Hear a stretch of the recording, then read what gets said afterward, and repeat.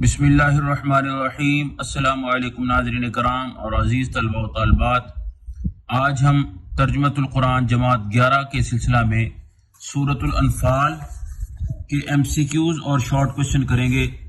سوالات ملاحظہ کرنے سے پہلے یہ بات ذہن میں رکھیں کہ آج کل اسلامیات لازمی اور ترجمۃ القرآن بڑی اہمیت اختیار کر چکے ہیں، اس لیے بڑی توجہ کے ساتھ یہ سارے سوالات دیکھیں تاکہ آپ کے آنے والے وقت میں دونوں سبجیکٹس میں پورے 50 نمبر آ سکیں اور مکمل آپ 100 نمبر لے کر اچھی پوزیشن میں پہنچ جائیں۔ تو سوالات ملاحظہ کریں۔ سوال، سورۃ الانفال کی کتنی آیات ہیں؟ 75۔ سورۃ الانفال نازل ہوئی 2 ہجری میں۔ غزوہ بدر میں کفار کے لشکر کا سردار تھا ابو جہل۔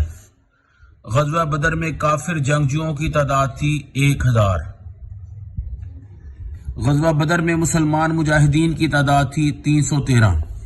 غزوہ بدر اسلام اور کفر کے درمیان جنگ تھی پہلی۔ مکہ والوں کے تجارتی قافلے کا سردار تھا ابو سفیان۔ غزوہ بدر کا دوسرا نام ہے یوم الفرقان۔ سورۃ الانفال میں احکام بیان ہوئے ہیں جہاد کے۔ سورۃ الانفال میں اہل مکہ کو انجام سے ڈرایا گیا ہے آل فرعون کے۔ انفال جمع ہے نفل کی۔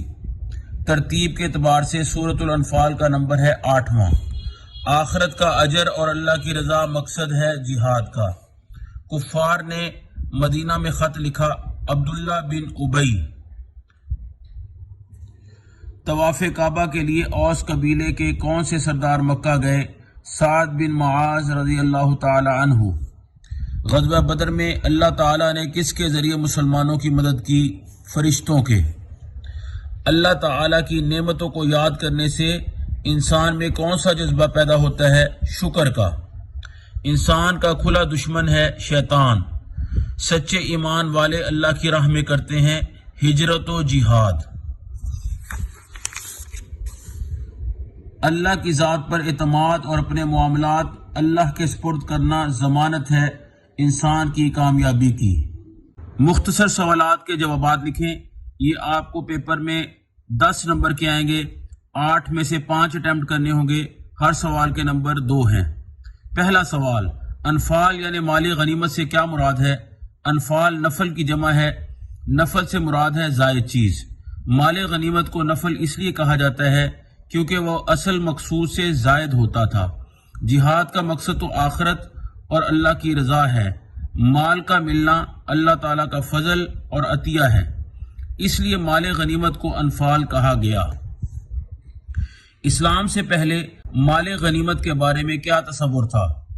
ظہور اسلام سے قبل ہونے والی جنگوں میں یہ خیال کیا جاتا تھا کہ میدان جنگ میں جو مال جس کے ہاتھ آ گیا وہ اسی کی ملکیت ہے، حتیٰ کہ لوگ جنگوں میں شریک بھی مال و دولت کے حصول کے لیے ہوتے تھے۔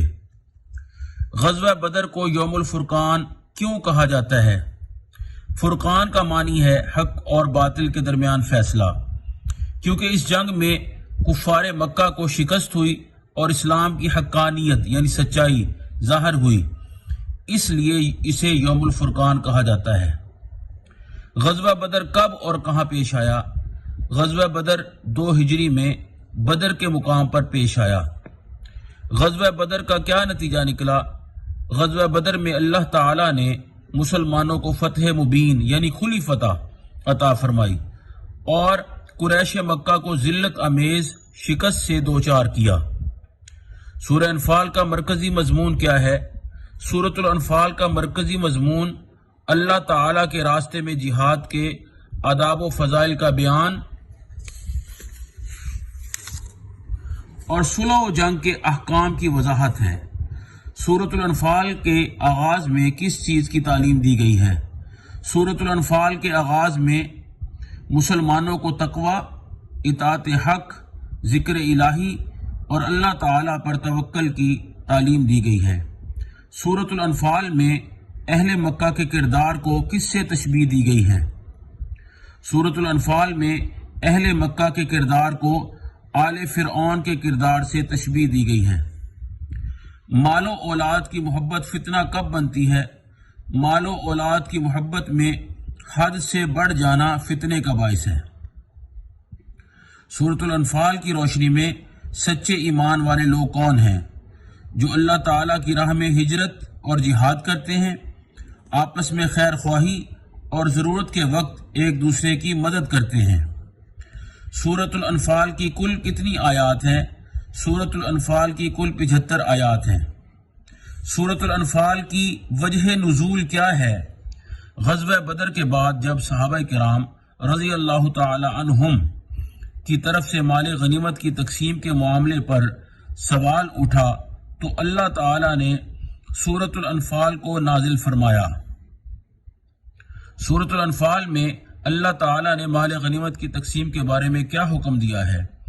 سورۃ الانفال میں اللہ تعالی نے حکم دیا ہے کہ مال غنیمت کو نبی کریم صلی اللہ علیہ وسلم کے سپرد کر دیا جائے۔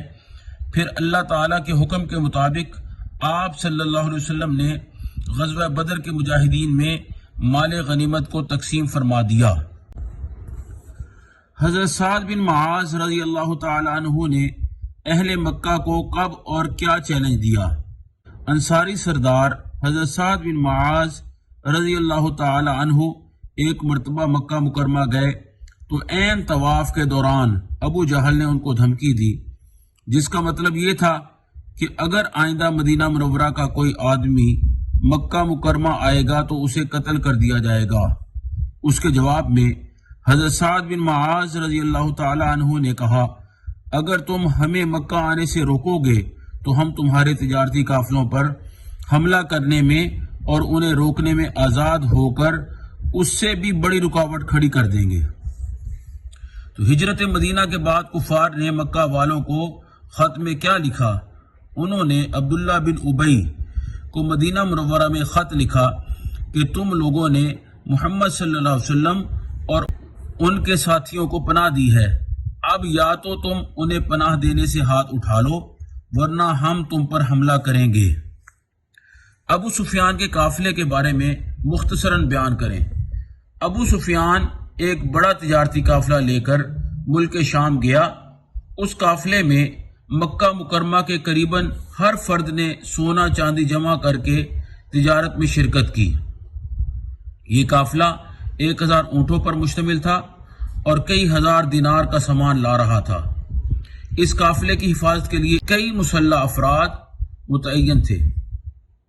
ابو سفیان کو جب حملے کا علم ہوا تو اس نے کیا حکمت عملی اختیار کی؟ جب ابو سفیان کو آپ صلی اللہ علیہ وسلم کے ارادے کا علم ہوا تو اس نے ایک تیز رفتار ایلچی ابو جہل کے پاس بھیج کر اس واقعے کی اطلاع دی اور اپنے قافلے کا راستہ بدل کر بحر احمر کے ساحل کی طرف نکل گیا تاکہ وہاں سے چکر کاٹ کر مکہ مکرمہ پہنچ سکے۔ اسلامی لشکر کے بارے میں مختصراً بیان کریں۔